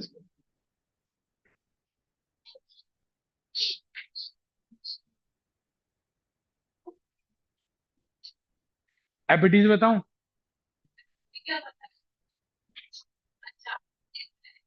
एबिलिटीज बताऊं क्या? हाँ, 23 में तो एफबीटी चलेगा। इधर सुनो ध्यान से, अब इसको थोड़ा एफबीटी से बता देता हूँ। बस अरे बड़ा नहीं है, ध्यान से देख लो, एफबीटी से भी आ जाएगा तुरंत। ये कौन सी बड़ी बात है, इधर देखो ध्यान से। एफबीटी से इसका एफबीटी, अब देखो तुम्हें पता नहीं है कि किधर गिरेगा, तो तुम किधर की तरफ भी मान लो। सुनो इधर ध्यान से, आपको क्लैरिटी नहीं है ना कि ये इधर गिरेगा या उधर गिरेगा, तो आप किधर की तरफ भी मान लो। तो मैं उल्टा मान लूं, गलत मान लूं? जैसे मुझे तो पता है कि ये 4 kg की तरफ गिरेगा, लेकिन मान लो आपके दिमाग में कंफ्यूजन आ जाए क्वेश्चन करते समय। इधर ध्यान दो, कंफ्यूजन करते समय, क्वेश्चन करते समय आपके दिमाग में कंफ्यूजन आ जाए कि मैं किधर ए मानूं, तो अब की बार मैं गलत मान ले रहा हूँ, एफबीटी से कर रहा हूँ। देखो एफबीटी का फायदा, गलत मानोगे तब भी सही आंसर आएगा। हाँ, जैसे यहाँ पे मान लिया बेटा कि ये ए इधर जा रहा है और ये वाला ए ऊपर आ रहा है, मतलब ऐसे जा रहा है, ये ऊपर जा रहा है वो नीचे आ रहा है, तो तुम 4 kg का एफबीटी बनाओ। कितना होगा 40 नीचे, टी ऊपर, एक्सेलरेशन ए ऊपर। इक्वेशन कितना बनेगा T-40 = 4A। पहला इक्वेशन। 6 kg का एफबीटी बनाओ। 6 kg का एफबीटी बनाओगे, कितना होगा mg sin थीटा नीचे, डायरेक्ट कंपोनेंट तोड़ दिया, mg sin थीटा नीचे, mg sin थीटा कितना था, डायरेक्ट लिख दो ना 30, 30। अभी तो निकाला था। 30 न्यूटन, आगे टी पीछे, नॉर्मल ऊपर, अरे इधर देखो फ्रिक्शन में काम आएगा नॉर्मल, नॉर्मल ऊपर, mg cos थीटा नीचे, यानी 60 × cos 30 नीचे, ये कितना आएगा 30√3 नीचे, 30√3 नीचे। इसका एक्सेलरेशन किधर की तरफ है, इधर की तरफ, गलत माना है मैंने जानबूझ के, एक्सेलरेशन इधर की तरफ, और ऊपर नीचे एक्सेलरेशन कितना है 0, ऊपर नीचे एक्सेलरेशन कितना है 0। तो n बराबर कितना आएगा 30√3, n बराबर कितना आएगा बच्चों 30√3। इसका यूज अभी नहीं होगा लेकिन आगे होगा। n बराबर 30√3, इक्वेशन क्या बनेगा 30 बड़ा या t, 30, क्योंकि a उधर जा रहा है ना, तो 30 minus T is equals to 6A। दो इक्वेशन बन गई, दोनों को ऐड कर दो। अगर इन दोनों को ऐड करोगे तो कितना होगा 30 - 40 इज इक्वल्स टू 10A। तो एक इज इक्वल्स टू 10A,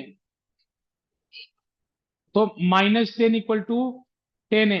तो ए की वैल्यू कितनी आएगी -1 मीटर पर सेकेंड स्क्वायर। सर मेरी जान ऐसी -1 आई हाँ, थी। मैं जानबूझ के उल्टा लिया आपकी बात, क्योंकि अब माइनस आने का मतलब क्या है कि हमने जो डायरेक्शन माना है उसके अपोजिट डायरेक्शन में जाएगा। अब बच्चों तुम्हें टेंशन निकालना है, तो टेंशन निकालने के लिए किसी में भी वैल्यू पुट कर दो। 60,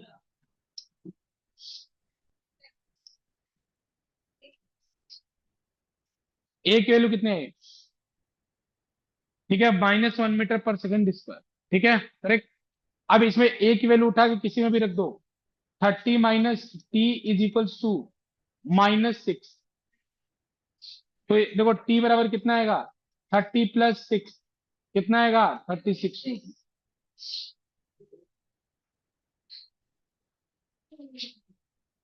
दोनों से ठीक है आ जाएगा, इससे करो या उससे।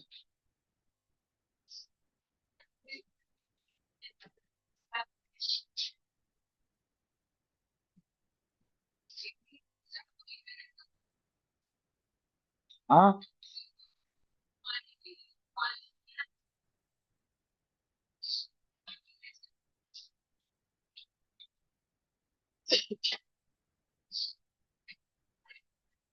ठीक है, ठीक है, समझ में आएगा नहीं, पहले ये बताओ ये क्लियर है ना।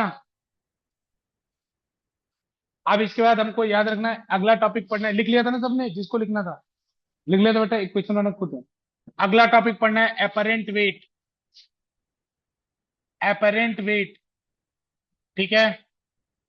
एपरेंट वेट, ठीक है। तो बच्चों अभी मैं बस, क्योंकि इतनी सारी चीजें, हालांकि आज हमने ज्यादा पढ़ा नहीं है, लेकिन बच्चे यहाँ पे पागल हो रहे हैं, मैथ्स की क्लास भी हुई थी सुबह, इस वजह से मैं ब्रेक देता हूँ, ठीक है। 5 मिनट्स का ब्रेक है, आप लोग पानी वानी पी आइए, लेकिन शार्प 5 मिनट, उससे ज्यादा नहीं।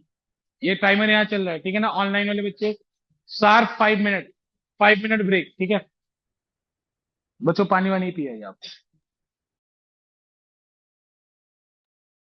इधर आओ, इधर पहले तुम इधर आओ, इधर तो आओ, इधर आओ इधर।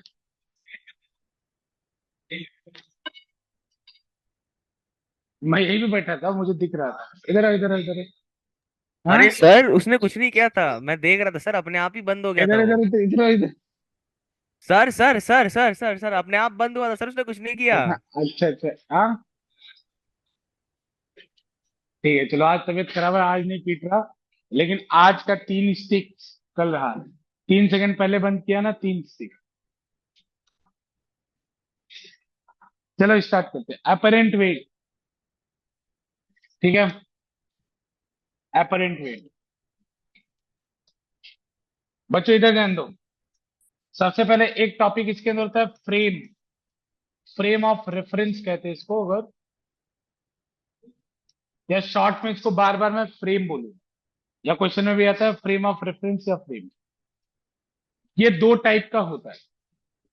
क्या होता है पहले ये बात, फ्रेम ऑफ रेफरेंस का मतलब कि जो देखने वाला है किसी चीज को वो कहाँ पे है, उसको हम फ्रेम ऑफ रेफरेंस बोलते हैं। जैसे आप किसी चीज को ऑब्जर्व कर रहे हैं, तो आप ग्राउंड से ऑब्जर्व कर रहे हैं, या फिर चलती हुई बस से ऑब्जर्व कर रहे हैं, या फिर आप सेटेलाइट से ऑब्जर्व कर रहे हैं, तो जिस जगह से आप ऑब्जर्वेशन करते हैं उसे हम बोलते हैं फ्रेम ऑफ रेफरेंस।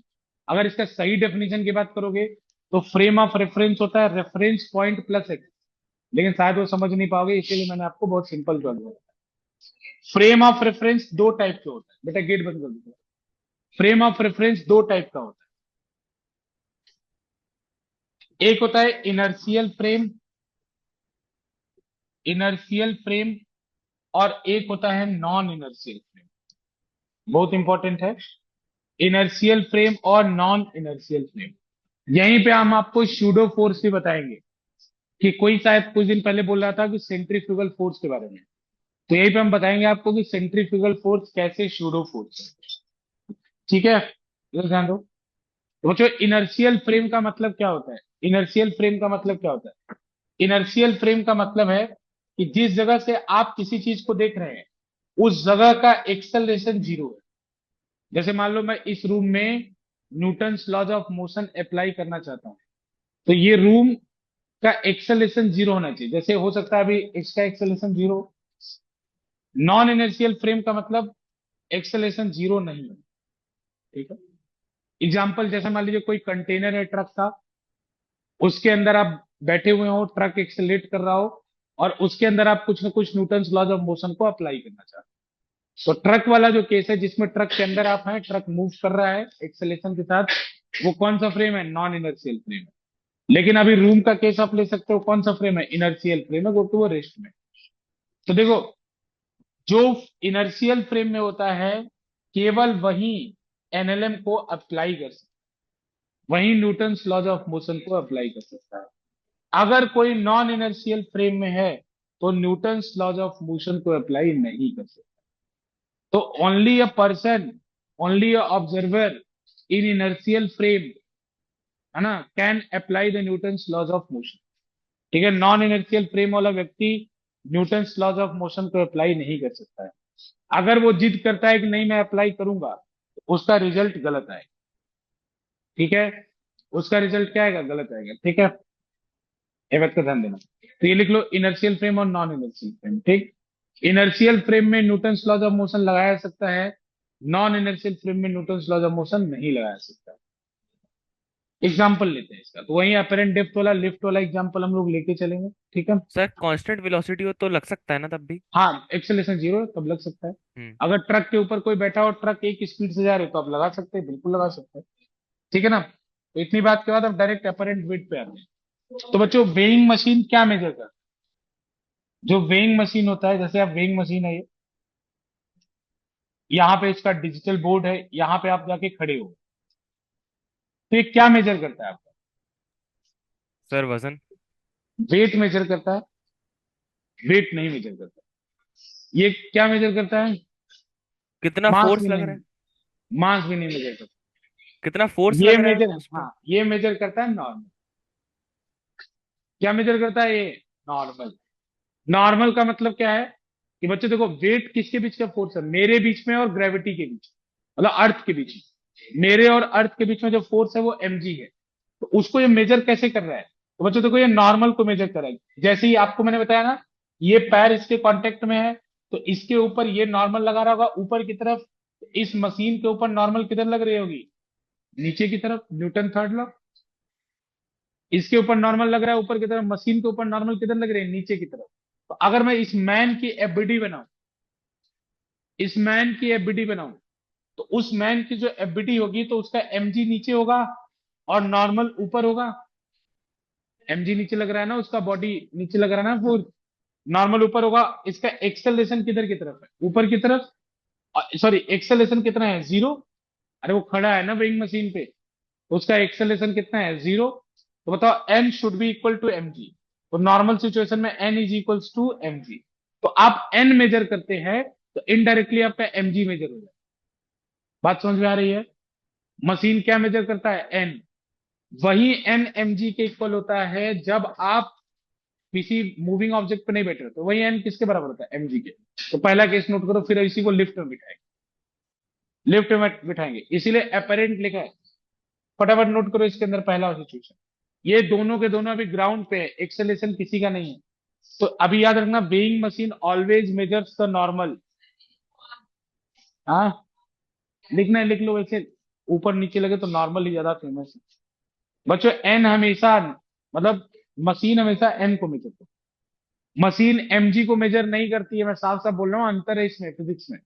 वो एन mg के इक्वल अभी इस केस में हो गया है, लेकिन ऐसा जरूरी नहीं कि हर केस में एन mg के इक्वल हो, और मशीन केवल एन मेजर करती है। अभी बताएंगे, अभी इतना कर लो फिर बता। ये तब है जब एक्सेलेशन नहीं है, आप ग्राउंड पे वेइंग मशीन पे खड़े हो। ठीक, इसी के नीचे बताता हूँ। अब मान लो यही पर्सन है, नोट कर लेना, यही पर्सन है लिफ्ट में चला गया। कहाँ चला गया ये पर्सन? लिफ्ट में। ठीक है बच्चों, दूसरा सिचुएशन, लिफ्ट में चला गया और लिफ्ट के अंदर वेइंग मशीन है। ये वेइंग मशीन लिफ्ट के अंदर है, और यहाँ पे उसका डिजिटल मीटर। ये पर्सन फिर से खड़ा हो गया वेइंग मशीन। ठीक है, और ये लिफ्ट ऊपर की तरफ जा रही है एक एक्सेलेशन। ये लिफ्ट किससे जा रही है? एक एक्सेलेशन से ऊपर की तरफ जा रही है। इसका एफबीडी बना, इसका एफबीडी बनाओगे तो क्या होगा? एन किधर लग रहा है? ऊपर। mg किधर लग रहा है? नीचे। एक्सेलेशन किधर है? ऊपर। तो बताओ एन बड़ा कि mg? एन बड़ा। तो इसमें क्या होगा? N minus M G, FBD. N minus M G is equals to M into A. तो एन बराबर कितना का? M into G plus. तो बताओ, अब उसी पर्सन का वेट उसको वेइंग मशीन में रीडिंग बड़ी दिखेगी क्यों? जैसे उसका पहले जो रीडिंग वेइंग मशीन में दिख रहा था, अब उसका रीडिंग वेइंग मशीन में ज्यादा हो गया। क्यों ज्यादा हो गया? क्योंकि एन की वैल्यू बढ़ गई, और वेइंग मशीन क्या मेजर करता है? एन। वेइंग मशीन क्या मेजर करता है? एन। तो बच्चों, क्या उसका वेट बढ़ा? क्या उसका वेट बढ़ा? एक्चुअल में उसका वेट बढ़ा क्या? नहीं, अभी भी अर्थ उसको mg से ही खींच रही है। इसलिए हेडिंग क्या डलवाया है? Apparent wait. अपेरेंट मतलब जो हमें फील होता है। तो लिफ्ट जब अचानक ऊपर जाए तो आपका वेट आपको बढ़ा हुआ दिखता है, मतलब फील होता है, आपके पैरों में थोड़ा सा स्ट्रेस मालूम होता है। इसका मतलब एन बढ़ गया।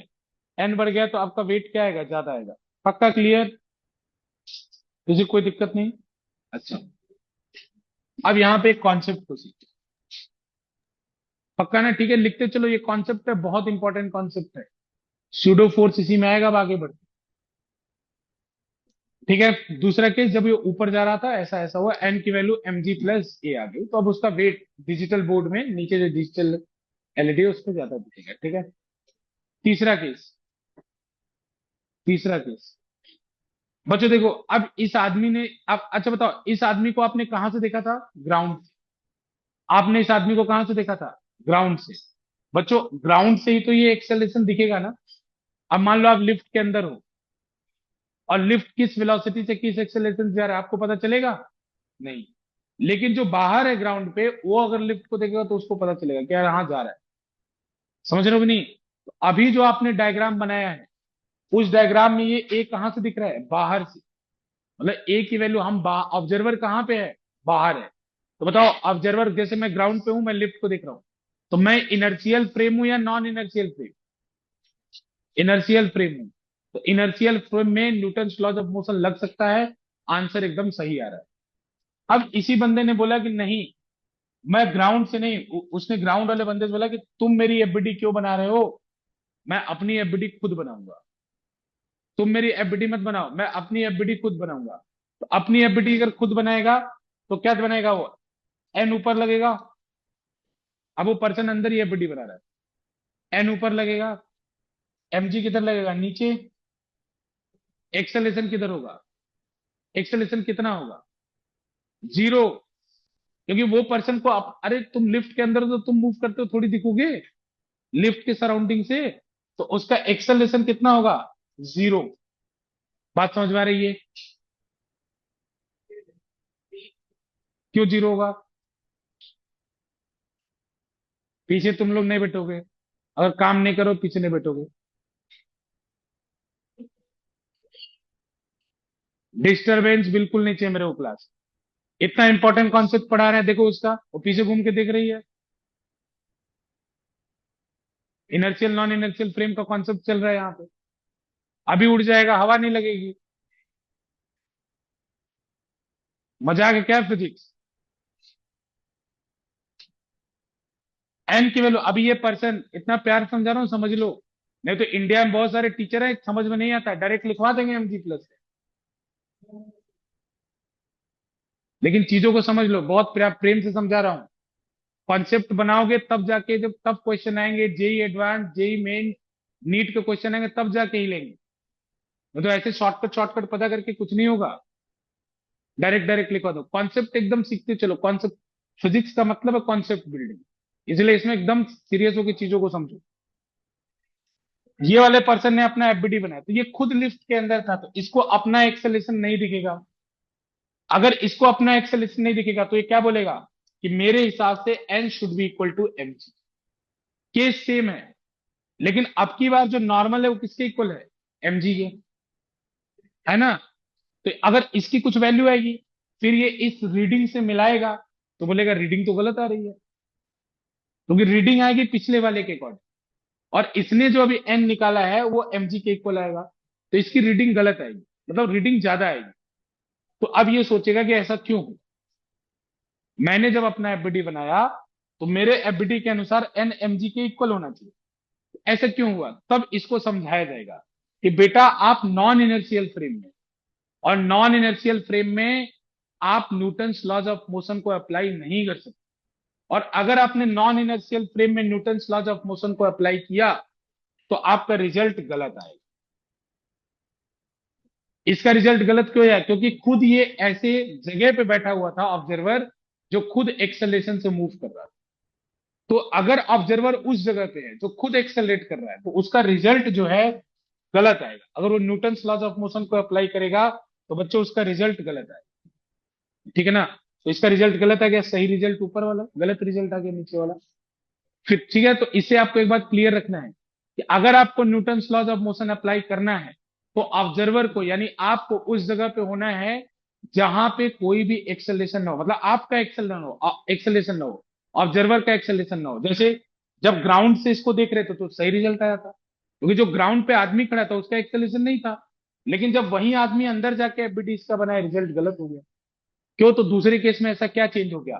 बच्चों सेकेंड केस में observer was in non inertial. Non inertial frame में, पिछली वाली बात को याद करो, अब ज्यादा क्लियर होगा। नॉन इनर्शियल फ्रेम में आप न्यूटन्स लॉज ऑफ मोशन नहीं लगा सकते, केवल किसमें लगा सकते हैं? Inertial frame. ठीक है, ये बात क्लियर है? गलत आएगा क्योंकि नॉन इनर्शियल फ्रेम में न्यूटन्स लॉज ऑफ मोशन नहीं लगाया। अब तीसरी बात, सिस्टमेटिक डेवलपमेंट है, इसीलिए चीजों को बहुत सोच समझ के चलना है। तीसरी बात, अब ये बंदा अड़ गया कि नहीं मैं तो नॉन इनर्शियल फ्रेम से ही सही रिजल्ट लाऊं, ठीक है ना। इसने बोला नहीं मैं इनर्शियल फ्रेम को यूज नहीं करूंगा, मैं नॉन इनर्शियल फ्रेम में ही सही रिजल्ट लाना चाहता हूं, मैं चाहता हूं कि जो ग्राउंड से रिजल्ट आया वो नॉन इनर्शियल फ्रेम से आए। तो इसको पहले समझाया जाए कि देखो ये गलत बात, तुम ऐसा नहीं करो, ये न्यूटन्स लॉज ऑफ मोशन यहाँ नहीं अप्लाई करो। फिर बोला कि नहीं ये जिद्दी किस्म का इंसान है। बोला नहीं मेरे को तो इसी फ्रेम से सही रिजल्ट चाहिए। तो हम बोलेंगे कि चलो तुमने एक गलती तो कर दी, अब उस गलती को सुधारने के लिए एक और गलती, ठीक है। तो अब इसको क्या बोलेंगे कि ठीक है तुम सही बात है, तुम अगर नहीं सुधरना चाहते कोई बात नहीं, तो यहां पे एक और फोर्स ले आओ, उस फोर्स को बोलो स्यूडो फोर्स। क्या बोलो, स्यूडो फोर्स। अब बोलेगा कि देखो तुमको स्यूडो फोर्स लगा लो तुम्हारा आंसर सही आ जाएगा। अब फिर से ये एफबीडी अपनी बना रहा है, नॉर्मल ऊपर एमजी नीचे, फिर से एफबीडी बना रहा है अपनी। लेकिन अब की बार इसको किसी ने स्यूडो फोर्स पढ़ा दिया है। तो स्यूडो फोर्स कैसे लगाना होता है, तो जैसे आप जिसका एफबीडी बना रहे हैं उसका मास लीजिए, जिसका भी एफबीडी बना रहे हैं। तो अभी मैं इस पर्सन का बना रहा हूं, इसका मास लिया, और एक्सेलरेशन लीजिए उस फ्रेम का जिसके अंदर वो है, नॉन इनर्शियल फ्रेम का। तो बच्चों इसके अंदर है तो इस फ्रेम का एक्सेलरेशन कितना है, ए। और जिधर ए है उसके अपोजिट डायरेक्शन में एक फोर्स लगा दीजिए एम इंटू ए। और ये जो एम इंटू ए है ये फोर्स है, इस फोर्स का नाम क्या है, सूडो फोर्स। हाँ, रियल में नहीं होता है, इसलिए इसका सूडो मतलब फॉल्स। बायोलॉजी में सूडो का मतलब क्या होता है, फॉल्स। तो बच्चों देखो अच्छा, तो सर यहां पे ऐसे वो सेंट्रीफ्यूगल फोर्स भी सर्कुलर मोशन के लिए हो जाएगा? बिल्कुल 100% इट इज सूडो फोर्स, मैं बता दूंगा इसे। तो इस सिचुएशन में बेटा क्या होगा, ए की वैल्यू क्या होगी अभी भी जीरो। मतलब थोड़ा सा ओवरलैप पिछला वाला नोट कर लिया था ना, ये अलग है। ए की वैल्यू क्या होगी, जीरो। अगर ए की वैल्यू जीरो की बच्चों तो ऊपर नीचे वाले फोर्स क्या होंगे, बराबर। तो एन बराबर कितना होगा, M G plus M A. तो एन बराबर कितना होगा, M into G plus A. Same result आया, लेकिन स्यूडो फोर्स के कारण आया। तो pseudo force is not a force, ये फॉल्स है। स्यूडो का मतलब होता है स्यूडोपोडिया, अमीबा में पढ़ा है ना, फॉल्स फिंगर्स। तो ये स्यूडो फोर्स है, मतलब ये फोर्स होता नहीं है। लेकिन इसमें, इसी में बच्चों जब आप जैसे वो मैंने पहले ही बताया था, अभी राम भी कह रहे थे कि जब आप सर्कल में घूम रहे हैं, सर्कल में जैसे किसी भी उसमें बैठे हैं, मेरी गो राउंड में सर्कल में घूम रहे हैं, तो सर्कल में आप घूम रहे हैं तो आपके पास सेंट्रीपिटल एक्सेलेरेशन है। तो आप जब उसके अंदर बैठे हैं तो आप न्यूटन्स लॉज ऑफ मोशन नहीं लगा सकते, क्योंकि आपके पास सेंट्रीपिटल एक्सेलेरेशन है। फिर भी उसके अंदर बैठा हुआ आदमी कहे कि नहीं मैं न्यूटन्स लॉज ऑफ मोशन लगाऊंगा, तो उसको बोलो कि एक फोर्स लगा लो एक्स्ट्रा, उसको बोलो सूडो फोर्स। उस सूडो फोर्स का नाम उस केस में क्या होगा, सेंट्रीफ्यूगल फोर्स। क्या नाम होगा उस केस में, सेंट्रीफ्यूगल। ठीक है ना, जो एम इंटू सेंट्रीपिटल एक्सेलेरेशन के ही बराबर होता है। तो बच्चों ये स्यूडो फोर्स का कॉन्सेप्ट है, याद रखिएगा। तो इसको थोड़ा सा मैंने टच किया। स्यूडो फोर्स हालांकि क्वेश्चन बहुत कॉम्प्लिकेटेड हो जाएगा तब करेंगे, अदरवाइज स्यूडो फोर्स हम लोग टच नहीं करेंगे ना। लेकिन इनर्शियल और नॉन इनर्शियल फ्रेम आपको क्लियर होना चाहिए कि इनर्शियल फ्रेम क्या होता है और नॉन इनर्शियल फ्रेम क्या होता है। चले, ये ठीक है कि कोई दिक्कत तो नहीं। अब बच्चों ये डाउनवर्ड डायरेक्शन में जा रहा है, दूसरा केस। दूसरा केस जब ये लिफ्ट नीचे की तरफ जा रही है, तो किसी भी मेथड से कर लो जिसमें आपकी इच्छा हो। केस तो तीसरा, हाँ ठीक है। लिफ्ट अब की बार नीचे की तरफ जा रही है, तो तुम बताओ सूडो फोर्स से करूं, ग्राउंड से करूं, कैसे करूं। दो ही ऑप्शन है, क्योंकि या तो ग्राउंड या तो सूडो फोर्स। बाकी उसके अंदर जाओगे तो खत्म ही हो जाएगा, मतलब वो तो गलत ही आएगा। तो ग्राउंड से करो, तो ग्राउंड से करोगे तो कितना आएगा बच्चों, एम जी नीचे, नॉर्मल ऊपर, एक्सेलरेशन किधर आएगा, नीचे। तो बच्चों इक्वेशन क्या बनेगी, M G minus N is equals to M into A. तो एन बराबर कितना आएगा, M into G minus pseudo force लगा के भी, स्यूडो फोर्स लगा के भी कर सकते हो। स्यूडो फोर्स लगाओगे तो एम ए यहाँ पे ऊपर आ जाएगा, क्योंकि ए नीचे जा रहा है तो एम ए किधर आएगा, ऊपर। और यहाँ ए कितना आ जाएगा, जीरो। तो N plus M A will be equal to M G. तो सेम रिजल्ट स्यूडो फोर्स से भी आ जाएगा। ठीक है, लेकिन स्यूडो फोर्स गलत बात है, वो कोई फोर्स नहीं होता है, ठीक है ना। तो एन बराबर एम जी। तो आप लोग ये याद रखेंगे कि ऊपर जाने पर वेट घटता है और नीचे जाने पर वेट बढ़ता है। ठीक है, अभी रुको बाहर ही रहो 10 मिनट। कौन सा, ठीक है चलो, पीछे शांति से बैठना लगे। एन बराबर M into G minus, clear है ये? ए, तुमको बोला शांति से, खाली जगह नहीं है कहीं तो बैठो गई। ठीक है, एन बराबर एम जी माइनस ए। ठीक है बच्चों, एक बात और, एक क्वेश्चन का और आंसर दो। अर्थ क्या है? Question, Earth is an, sir planet. Correct, Earth is a planet. लेकिन बच्चों Earth is a frame, inertial non inertial.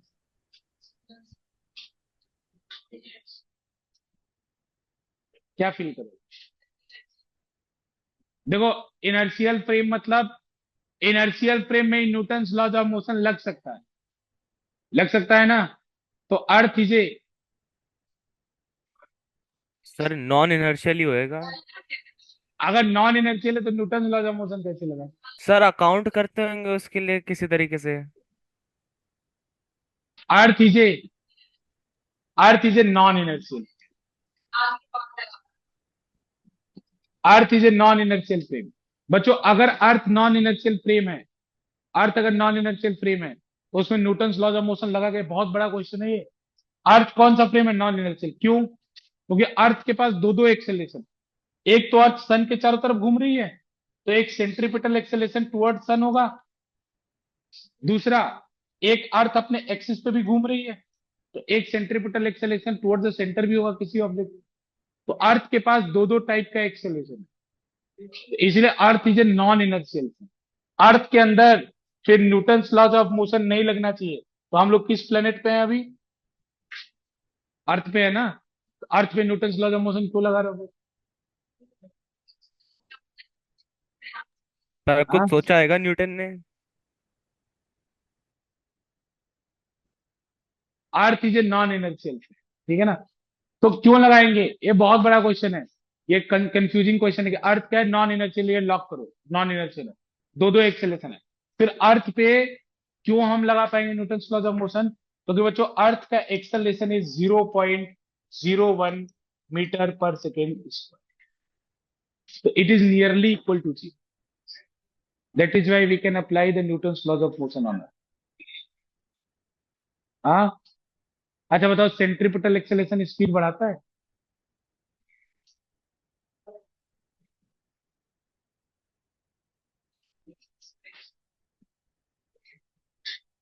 Centripetal acceleration पढ़ चुके हो ना? अभी ये इस सर बच्चे का क्वेश्चन। सेंट्रीपिटल सिर्फ डायरेक्शन को चेंज करता है क्योंकि हाँ वो सेंटर की तरफ जा रहा हाँ होगा और हाँ, परपेंडिकुलर है तो फिर 1 हो जाती है उसकी वैल्यू। देखो, centripetal acceleration can never change the speed, it only changes the direction. और ये सेंट्रीपिटल एक्सेलेरेशन की वैल्यू, इसलिए स्पीड अर्थ के लिए बढ़े। आरएन का क्वेश्चन था कि सर क्या रोटेटिंग स्पीड अर्थ का बढ़ जाएगा? तो नहीं बढ़ेगा, क्योंकि वो क्या केवल चेंज करता है डायरेक्शन को, स्पीड को। ठीक है ना? क्लियर? अब मुझे फ्रिक्शन शुरू करना है, तो मुझे लग रहा है कि आप लोग के अंदर इतना गैस नहीं बचा हुआ है कि मैं फ्रिक्शन स्टार्ट कर दूं। ठीक है, सर सही बात है। लेकिन हाँ, लेकिन जितनी चीजें पढ़ी है उसको अच्छे से रिवाइज करो। बस फ्रिक्शन, अभी friction, banking of road next week में करो फ्रिक्शन। चलो, बाकी बच्चों आज के लिए इतना ही रहते हैं, नेक्स्ट क्लास में विल कंटिन्यू। चलिए थैंक यू सर। टेस्ट है, रुको रुको रुको रुको, टेस्ट अरे है, टेस्ट टेस्ट टेस्ट। सर कब? टेस्ट कल है, कल टेस्ट किसका है? Chapter 1 and 2। अरे चैप्टर 2 का टेस्ट हुआ है क्या 11? 1 2 एक साथ चलो। सर मेरे को एक चीज पूछनी थी। हाँ हाँ, मैं चलो सर ऑनलाइन रहने दे दो। दूंगा, ऑनलाइन दे देना, मैं चेंज कर दूंगा मुझे आंसर, लेकिन टाइम लिमिट के अंदर चेंज करना हाँ है। ठीक आने है की कोई कोई दिक्कत जरूरत नहीं, नहीं। ठीक है ना? हाँ, मैं सेंड कर दूंगा पेपर, टाइम लिमिट के अंदर आंसर चेंज कर देना अगर किसी को नहीं आना होगा, ठीक है ना? ठीक है, सर कौन तो कौन चलो, से चैप्टर है कल पे? 1 और 2 ट्राई करना, ठीक है? बिहान पढ़ा तो नहीं है, मैं बताऊंगा वैसे किसी का। Motion in the straight line and unit अच्छा अच्छा, हाँ मेरे हिसाब से 1 एंड 2, ठीक है? तीनों रख लो, unit and measurement, motion in straight line, motion in plane, तीनों रख लो। अरे रख लो यार, क्या है? चलो ठीक है, 1 2 3। सर 4:30 से है ना? हाँ 4:30। Okay, thank you.